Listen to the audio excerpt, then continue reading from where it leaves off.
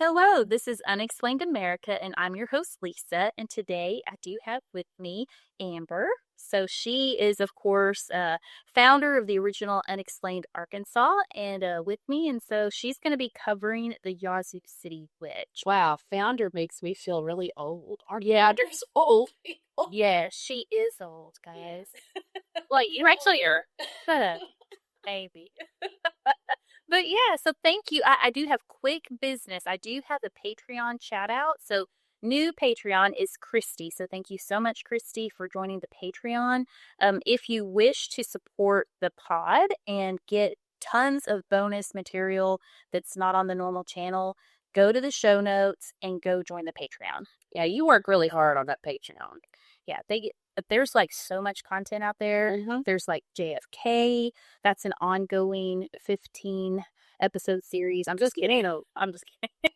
But yeah, there's lots of bonus content on the Patreon. So so I don't know a lot about the Yazoo City Witch. I have not looked it up. I have not researched it. So I'm really excited for Amber to bring this to us today. So Okay. Well, here we go. Let's get right down to it. So to start out, do you remember when I went to Yazoo City last year? yes, you have discussed Yazoo City.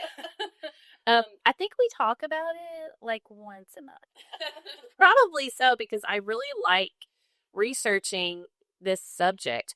I'm really into folklore. That's kind of my area of expertise when it comes to, what we did in our podcast together last year, right? Folklore is where I like to stay. It was my comfort zone. Very loved folk. Yeah. I did.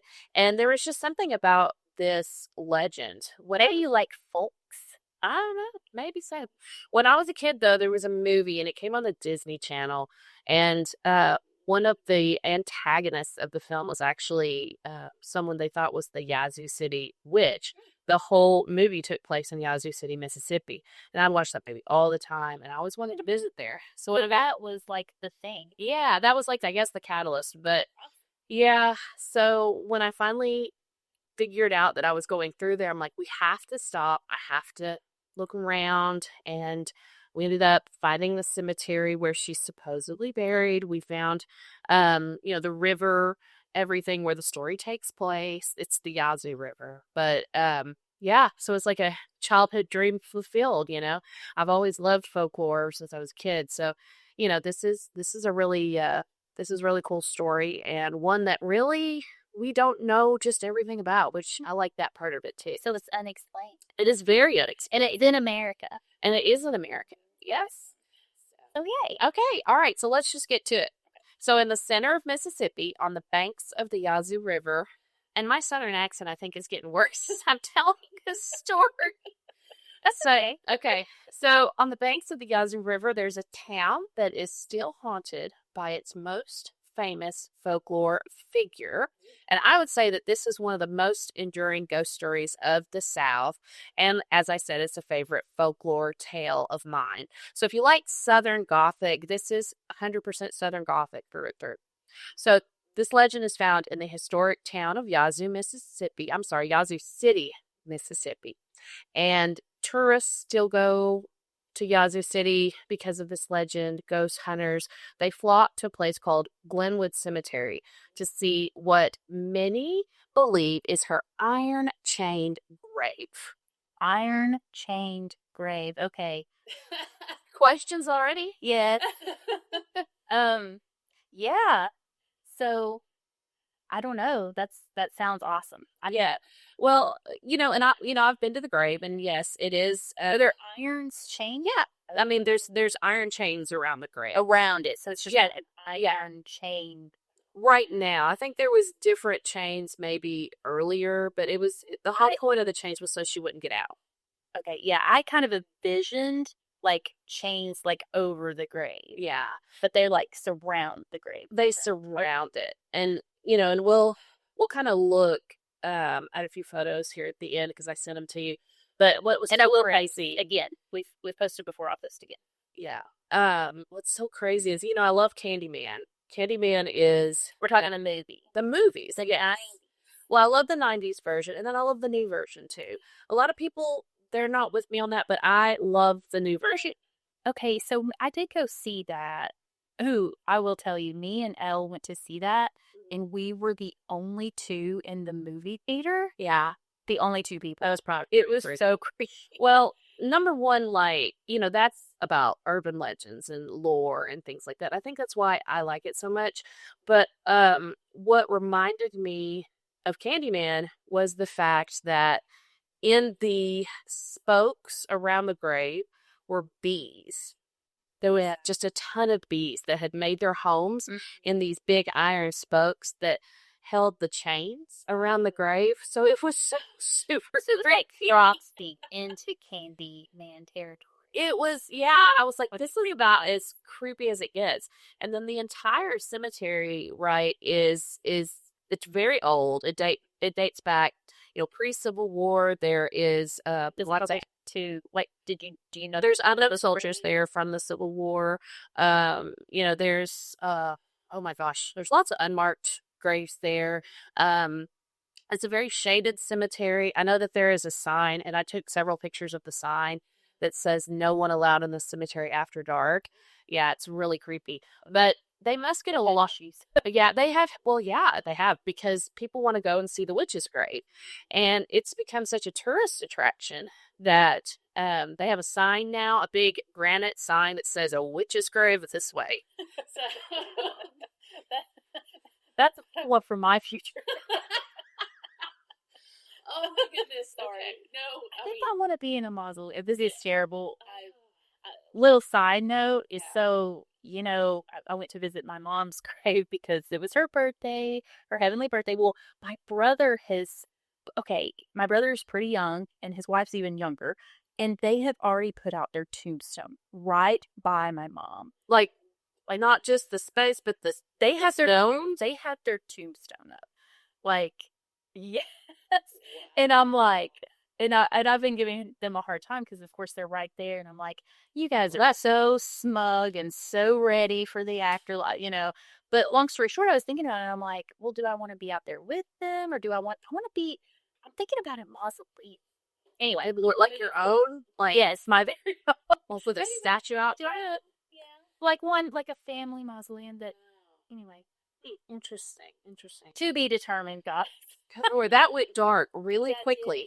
Planning. Okay, so the story of the Yazoo City Witch goes back all the way to the late 1800s. And like I said, our story takes place in the swampy banks of the Yazoo River, which is swampy, yes, but it's still so gorgeous. It's just, beautiful southern town. You may say this, but how did that name come about? I don't know how the name came about, but that would have been a really good thing to find out in my research. Okay, cool. Okay, cool. All right. Okay, so this is where people said she lived, the old woman, and she was hidden deep in the swampy area. And of course, just to kind of give you a picture of it, we're talking cypress, moss, curling hair, your average southern swamp, right? But she was no ordinary neighbor. She had a really terrible reputation that chilled people to the bone. Did you find why it's Yazoo? Yes. So, well, allegedly, according to the Google, back when in the 1600s, when a French explorer came by, his name was Robert La Salle, and he named it like the river Riviera de Yazoo. He probably didn't say it that way, and then it said that there was a Yazoo tribe, so that's what it's saying the name originated from. So, cool. Yes. Okay. Well, I learned something. Awesome. Me too. Yeah. Okay. So deep in these swampy woods of Yazoo, is that what you said? Fishermen started going missing. Hunters never returned. Like in that city? Well, no, in that swampy area. Yeah. So the hunters never returned. And so, there became a lot of, suspicion kind of grew from this. And there were a lot of gossipy people saying that something was going on. So whispers spread that the witch, lured men into the swamp. And then their bodies would vanish without a trace. Yes. So that's the basics of the legend. So the legend has, go ahead. Sorry, and that legend was in the like told to people in the late 1800s. Well, it started then, but we'll get into that, where we are today with it. The legend has, in many respects, though, given Yazoo City kind of a second identity, right? And it's part history, part ghost story, I guess you could say. So here's what I do know about Yazoo City. I know that it is in west central Mississippi. It's about 40 miles northwest of Jackson, which is the state capital, right? Like I said, it sits on the Yazoo, which flows directly into the Mississippi River. And it's considered the gateway to the Mississippi Delta because it's right on the edge of the fertile Delta region. Oh, I'll tell you another one I'd like to come back and do, and that's the story of the crossroads. You know, I don't know that. You don't know that one? Oh, okay. That sounds interesting. It's blues music. It's yummy. Oh, it's one of my other favorite lores. I love that legend of the crossroads. So we'll save that for another time. But it's very Delta, very, very cool. Is it Delta Bird? No, but I love her too. I love her. I love Delta Burke so much. Zaddy women. Yes. The city is also the county seat of Yazoo County, one of the largest counties in Mississippi. Like Yazoo County, city, river, everything. It's all Yazoo. Yes. So today, Yazoo City sits just as a quiet, small Delta town. It's colorful. There's storefronts, and basically, and they embrace this. Like they embrace that. They have that granite witches' graves. So yeah, the downtown is very sleepy. It's just a little southern town. There's not a lot going on. What's the population? I don't know. Is this a test? Sorry, are you testing? I'm just saying. Let me see. Oh, guess. Let me see if my guess is right. Since I've been there, I would guess. Okay, so I would guess there's 12,000 people. But you were very close. Like very, very close, because it just shows in 2010 census was like 11.4. Oh, yeah, I am pretty close. Okay. So, but you can tell that the city has a lot of resilience because they've had floods, and of course we're going to talk about a gigantic fire. But the cemeteries, the rivers, the swamps, it still carries this heavy southern atmosphere and this kind of southern gothic feeling, which I love. I take a lot of photography having to do with southern gothic. All my folklore revolves around southern gothic in Arkansas, Mississippi, Tennessee. Yeah, and you kind of said that the town kind of felt like that. Oh, the movie Midnight in the Garden of Evil. Is that the movie? Midnight in the Garden of Good and Evil. Yeah. The cemetery gave me those vibes. John Cusack. Yeah. Yeah, definitely. And that's on my bucket list to go and do. I'd like to go with you. I'd like to go to Savannah sometime. Well, I was fixing to say we'd have to train there, but I do want us to do that at some point if I can, stop having children. But at some point. I'm about to be an empty nester, so I know. Well, and I'm gonna have 2 still in the house. But yeah, I'd like to go to that cemetery. That's on my bucket list to do a Christmas. No, I have a bucket list of haunted hotels. Well, yeah, I mean, because I went to Arlington last year, and that was on my bucket list, and I saw a lot of really cool. I want to go to Gettysburg. Yeah. Okay, we're veering. Okay, so the Yazoo River itself, kind of snakes past the town, and it's brown and it's slow, and it it's bordered by swamps with that thick cypress and moss. And this is the perfect setting really for legends and things like that to be born. So it's yummy. It is. It's so cool. So like I said, we visited last summer. I took lots of pictures that I would love for you to post if you want to. We've posted them before, but it's kind of like one of my favorite sets of photos I've ever taken down there. And there was a ton that I didn't post. So I have like a lot from over there. You'll have to share them. Yeah. Episode cuts out. Yeah, definitely. So here's the legend. The story begins in the late 1800s when an old woman was discovered living deep in the swamp along the Yazoo River. Locals said she had a terrible reputation. Like I said, fishermen were going missing, hunters were disappearing, and like I said before, they were claiming she was luring these men to their deaths. So it was always men. With her siren song, yes. So one day, a man named Joe Bob, sometimes called Joe Bob Duggan, sometimes called Jim Bob Duncan. He's been called several things, happened to drift down the river and tie off his raft to a cypress tree. From where he stood, he could see into her shack, quote unquote. And so what he saw was just horrific, right? So laid across the floor of her shack were the bodies of two men who were freshly killed. So of course he goes and he reports this, and then the sheriff returns. When he got there, he found even more horrors. He found skeletal remains hidden in the attic and evidence that she'd been doing this kind of stuff all along, right? Like an Ed Gein type of situation. Yeah, something like that.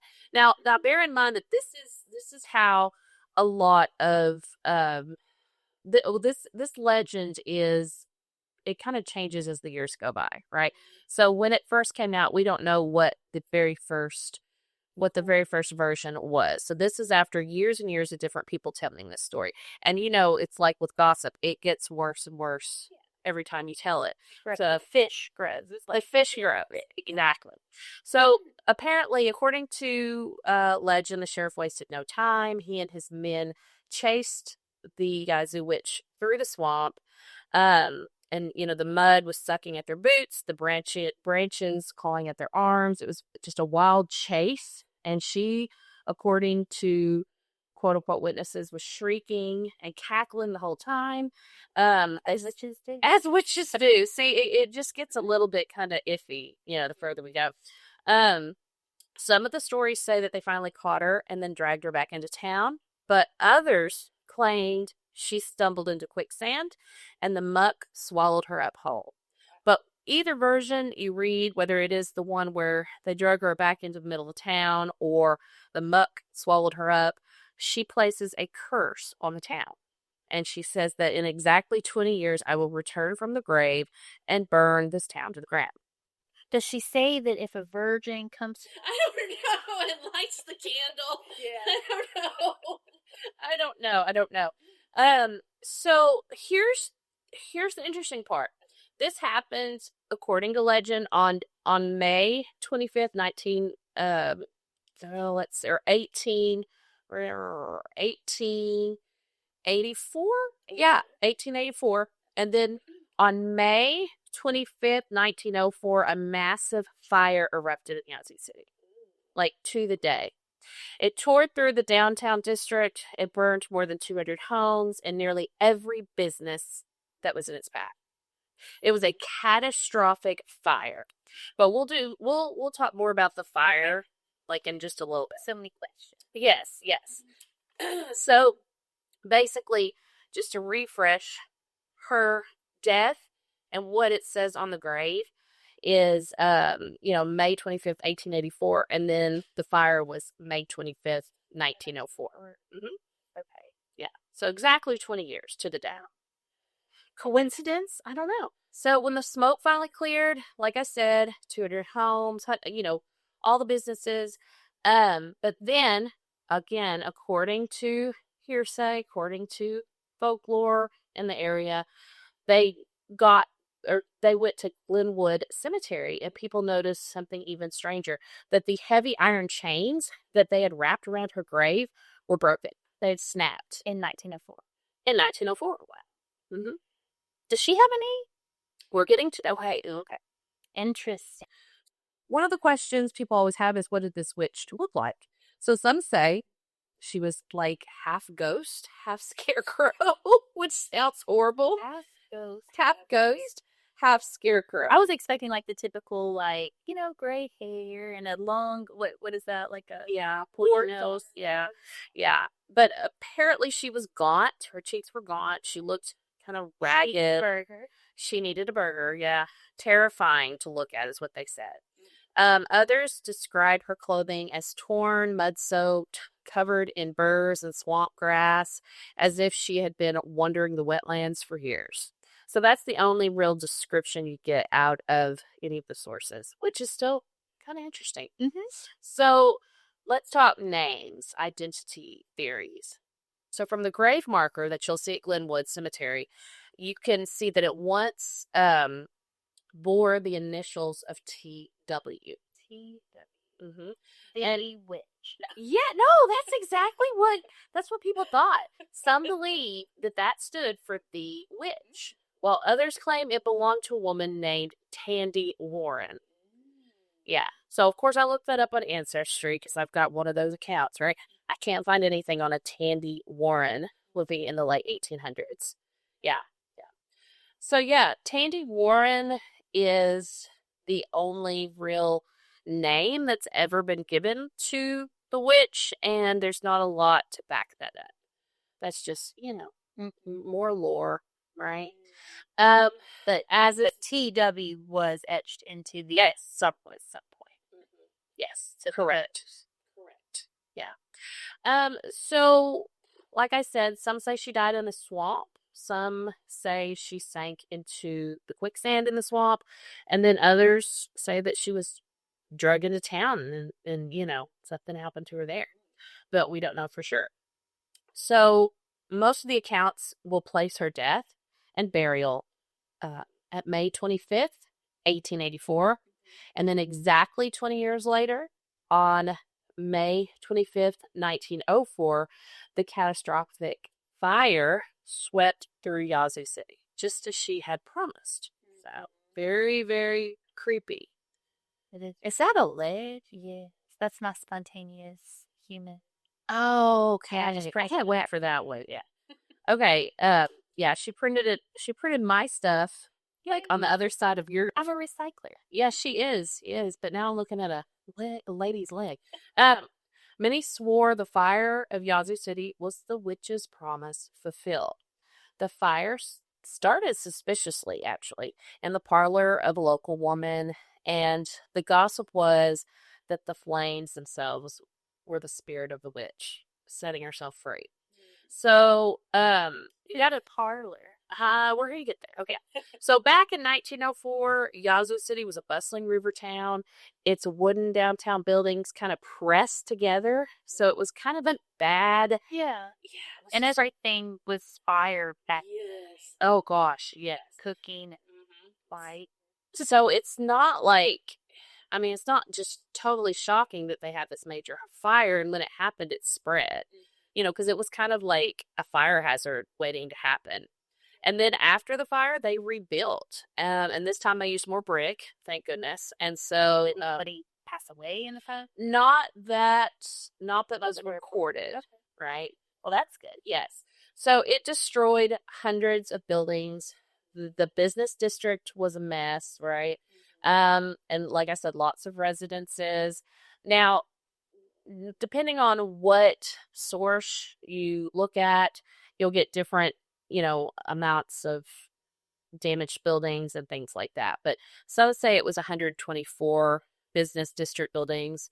Some say it was as many as 200 homes. Some say they were 200 residents. And that's probably like that whole. Yeah, it was whatever the correct numbers were. It was almost the entire town. And then damages estimated at the time were in the millions of dollars. Of course, this is early 1900s value, so you can imagine what it would be now. Yeah. So some sources claim that at that time it was $1.6 to $2 million in damage, which again, so many years ago, right? Yes.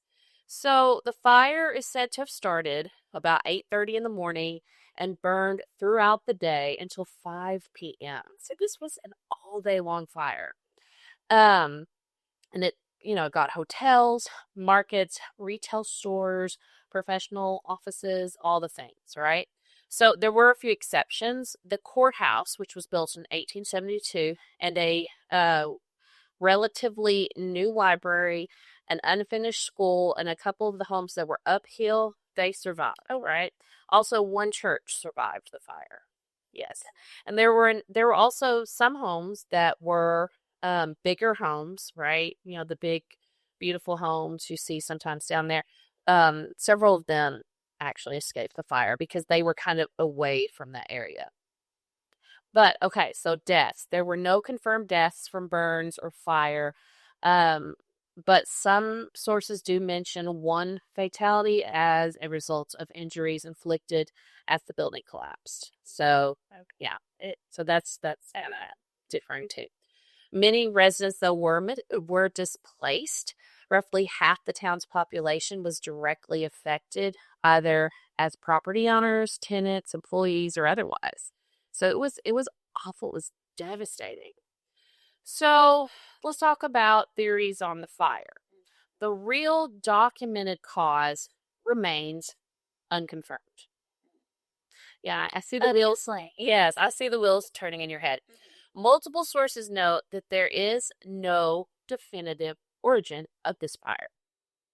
So one common historical account suggests that it began with a little boy playing with matches under his home, only a block from the heart of the business district. So that's one of the theories. Now, here's another possibility. That's where that term came through. Like, what? Don't play with matches. Don't play. Maybe so. So another possibility: the fire began in the parlor of a bride who was preparing for her wedding. Yes. The good old bride story. Exactly. That's what, I was hoping you would get that because, we've had that legend on this show before, right? We've talked about that. Yeah. Yes. That is very much like folklore. Woman in white or gore black. But yes. Yeah. But this version is not very well documented, but it's still one thing that people will say about this story. Eyewitnesses reported strong, fierce winds that helped spread the fire very rapidly. Flames were said to leap from building to building. However, weather data from 1904 on that day, May 25th, seems to make no mention of unusually high winds. I know. That is crazy. So, but the little dun dun. So whether the winds was real or it's just part of, as the story got bigger, who knows? But or maybe that just, it's May. I mean, you never know. You never know. May. So just right now, look, it was sunny all day and now it's clouded up. So it's gonna be May. Sorry, I had to. Okay, so the local fire department was at the time largely volunteer based. The water system was inadequate. Probably at wells or something. Probably so. So there is some mention of the waterworks failing, right? And that kind of propelled, the fire to keep going. So help came from nearby town. The 1904 of it all. The 1904 of it all, yes. And, they actually brought equipment, apparently from some kind of train situation. There you go, train. You love trains. Yes. So after the fire, the city rebuilt relatively quickly. Like I said, they used a lot of bricks this time. They redesigned. They're like, this isn't happening yet. Yeah. So the new, if you go in and you see downtown, a lot of it is post-fire, all right? And it's great buildings. Main Street in downtown. And everything's 1904. Yes. Main Street and downtown were redesigned or reconstructed with a continual style, right? And a lot of those buildings that you see, they kind of match, right, with that continual style. And they're still, there today. So, and they were built during that 1905-1906 period. So they built them to last. Yeah, they did this time. And then they, again, started having their civic functions. They had, public infrastructure again, including churches and law offices and businesses and all the things, right? They're the county seat. They're the county seat, so they had to keep going. They couldn't just close shop. So the fire is, to this day, and this is true, the fire is considered one of the town's greatest disasters. That is historically accurate. You can look that up. It transformed the architecture of the town, right? Because everything was rebuilt, so the civic layout of Yazoo City completely changed after that fire. So it's, talked about to this day. It's pretty interesting. The fire, though, of course, has this supernatural edge now because of the Yazoo City witch. So, like I said, witnesses describe the fire as unnaturally fierce And like I said, the flames were leaping and twisting as though they were guided by an unseen hand. So they were just kind of, going from building to building to building, right? And then, of course, the strong winds that day fueled the blaze. So, what do you think of that? I have so many thoughts. I'd have to have seen it. Yeah. To believe it. Mm-hmm. But it sounds like a fire. Yes. It was a big one. Fires are really terrifying. I just got done doing the spontaneous human combustion situation. Anyway, so yeah, fires are crazy and they can get out of control really quickly. So yeah, definitely. So let's talk about the cemetery, Linwood Cemetery. Yeah. So her grave was, like I said, bound with heavy iron chains to keep her quote unquote spirit contained. That's what they said. It's interesting. I know. And again, I wonder why is there anything to iron, or is it just, I mean, it's strong, obviously, but I just wonder if there was any other component, or if there was if I was doing this, I'm thinking maybe I would have bricked her in. Because we saw a lot of those, tombs, I would tomb her in, these little chains, I'm like, those could be broken, Well, they were broken, so yeah. So for years, though, since then, brave souls will sneak into that Glenwood Cemetery area tonight to rattle the chains, daring the witch to rise again. No, I think they've had a chant as they do this. I have no idea. I didn't get that far. Okay, but the thing is, I don't think they allow anybody in there at night. And it's probably very well controlled. So don't get any ideas, people, because it sounds like, yeah, it's probably not a place you would want to be at night. Can you imagine being here at night? Oh my goodness. We were there at yeah, it would be. We were there at 1 o'clock in the afternoon, and it was still creepy as all get out. And if I FaceTimed you from there, I was so excited too. I mean, so.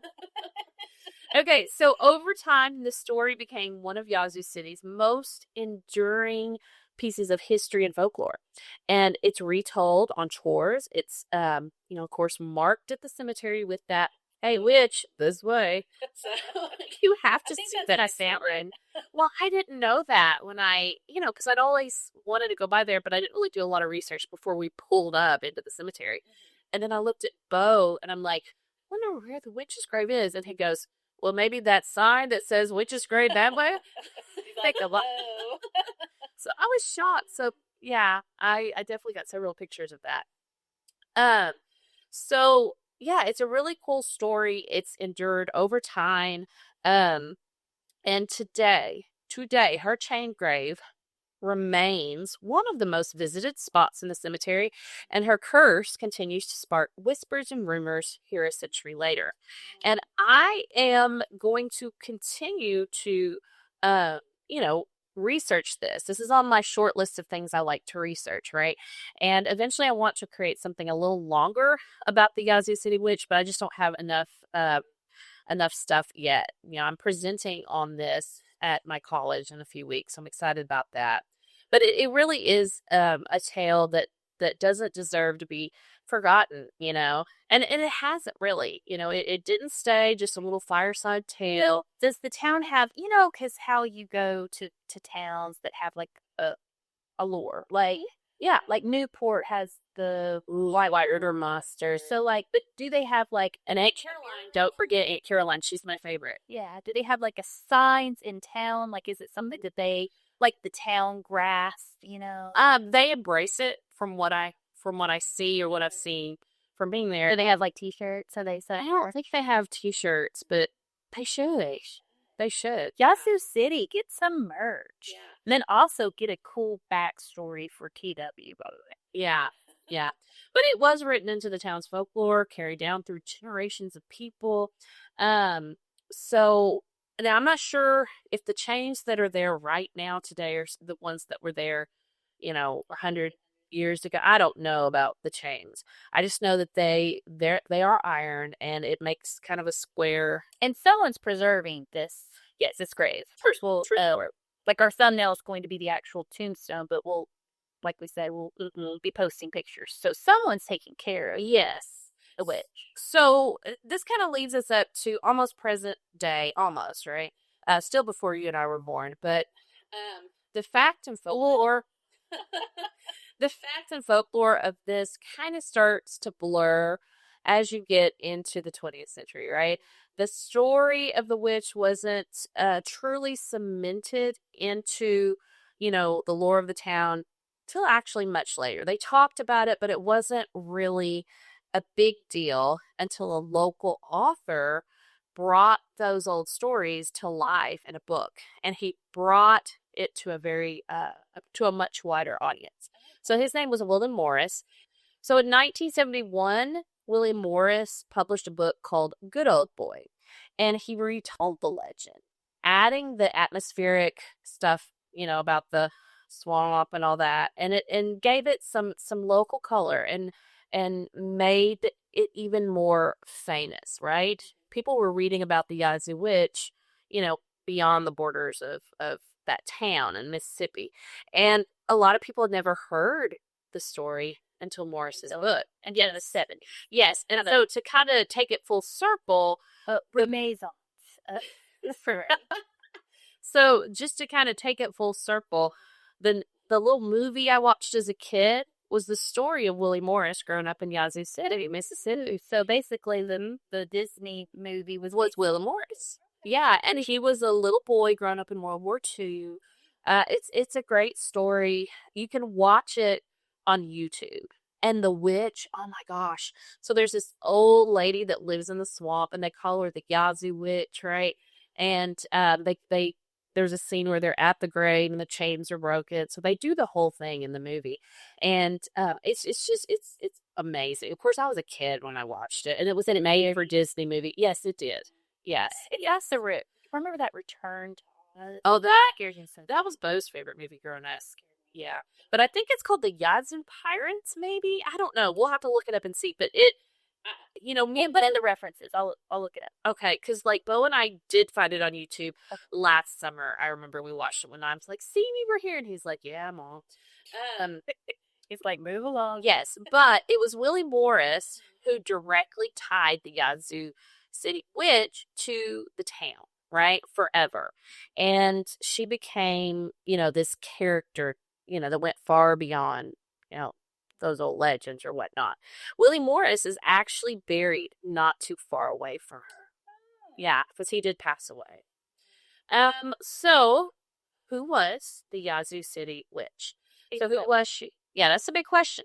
Some say she was just some nameless recluse, an old eccentric woman who lived alone in the swamps. Others, like us all, others believe she was scapegoated, turned into a witch because she didn't fit the rhythms of society at the time. Also, could have happened. Yeah. To this day, no one knows for sure if she was real or just kind of a shadowy figure stitched together by imagination and tragedy. That Jim Bob. Or him, yes. After her death and burial in Glenwood Cemetery, the town carried on. But folks always remembered the curse, right? Yeah, they still remember the curse to this day. Oh, well, actually, they definitely remembered it after 1904. But to this day, my mind is sure. I went to a bad spot real fast. So if people tried to dig up her remains to see if she's a real person. Oh, but that would be... I mean, that would be especially why you would want to keep people out at night. But I'm just thinking if, you got someone, really curious, did she exist? Mm-hmm. Is someone actually there? Yeah. Yeah, that's it. So, okay. Ground penetrating radar, cadaverdolics, can we get anyone going on that? Yeah. So it's like I said, it's a very popular story, but as far as primary sourcing it out, there's very few primary sources that give the witch an identity or talk about the sheriff chasing her through the swamps, right? It's more a part of oral tradition, which is a huge, section of folklore, right? Oral tradition and retellings. And every time something gets retold, it gets a little scarier or it gets a little bigger, right? But yes. But the fire is real and it happened in 1904. And, you almost think, okay, did they come up with the story of the witch to explain the fire? What came first, right? The witch or the fire? Well, I mean, the question is, I mean, if her grave was already there, obviously the According to Yeah. lore, right? Well, I mean, they had camera capabilities back then. Is there nothing? Nothing? It's crazy. There's really nothing. I guess even if they did have something and then everything burned, but still the courthouse didn't. So Yeah. it's like, So the chains being broken on the grave, all that stuff, that is solely based on oral tradition. Yeah. interesting. Yeah.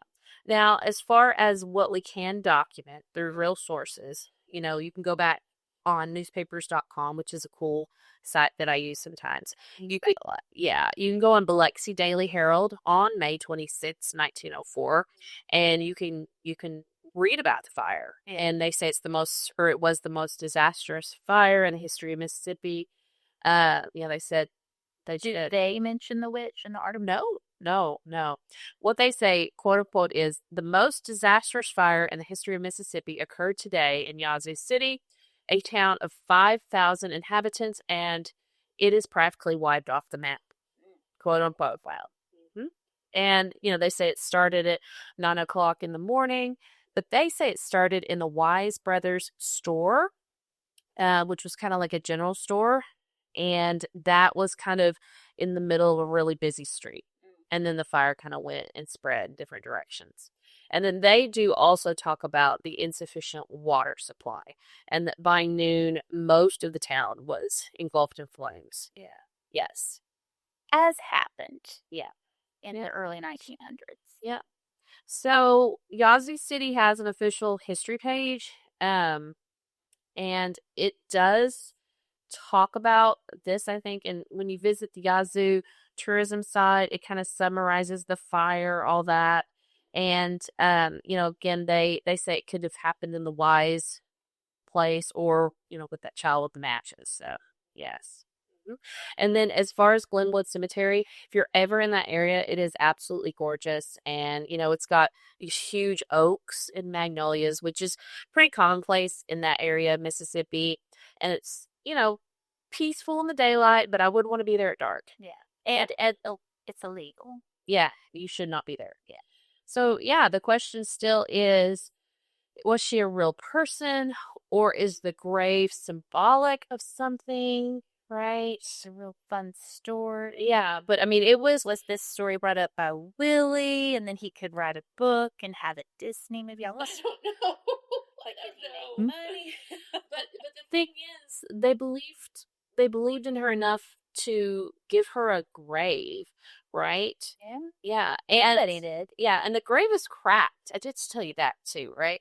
Yeah, the grave was damaged. I don't know if somebody damaged it or if it fell over. I think there's conflicting reports about how that grave became damaged, but they didn't get a new one. They just glued that sucker back together. That's why there's cracks in it. Whatever works. Yeah, I forgot to mention that there are cracks in it and you can see it. Have you ever watched those videos show up on my, Facebook, where it's like a man that goes in and he takes these tombstones and fixes them. Like he fixes them, like bonds them and renews them. It's really cool. That's really interesting. Yeah. That's what's popping up in my feed, and food. Yeah. So, okay, so there you have it. So, what we know and what we don't know, let's kind of separate that. The fire in 1904, absolutely real. Newspaper archives prove that, and the destruction was massive. And nothing at that time was mentioned about the witch. Mm-hmm. And also, the chained grave in Glenwood Cemetery, also real. Mm-hmm. Yes, you could go stand over it today. But you don't know when it got there. Yes. So, but the witch herself, that's where the trail kind of gets a little mucky, if you will. There are no court records, nothing that documents a trial for a woman for those kinds of offenses. No newspaper reports from the 1800s about a woman accused of murder or witchcraft or anything like that. There is no mention of the curse itself before the fire. So again, what came first? The chicken or the egg, right? The witch or the fire, right? So, fact or folklore, curse or coincidence? I don't know. Weigh In, right? I think it needs the Netflix treatment. And somebody needs to do a documentary on the Yazoo City witch, right? So, yeah.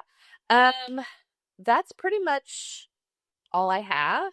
The memoir of Willie Morris is called Good Old Boy. It came out in 1971. And, Morris freely admits that he loved tall tales as a child. He loved to embellish things. And so, that is likely part of this. Is his book labeled as fiction, or what type of book? It's an autobiography. Okay. Yeah. But he discusses in his autobiography the story of the witch. Yes. It's very interesting. Yeah. Very interesting. Hmm. But then again, you got to think back how folklore works, right?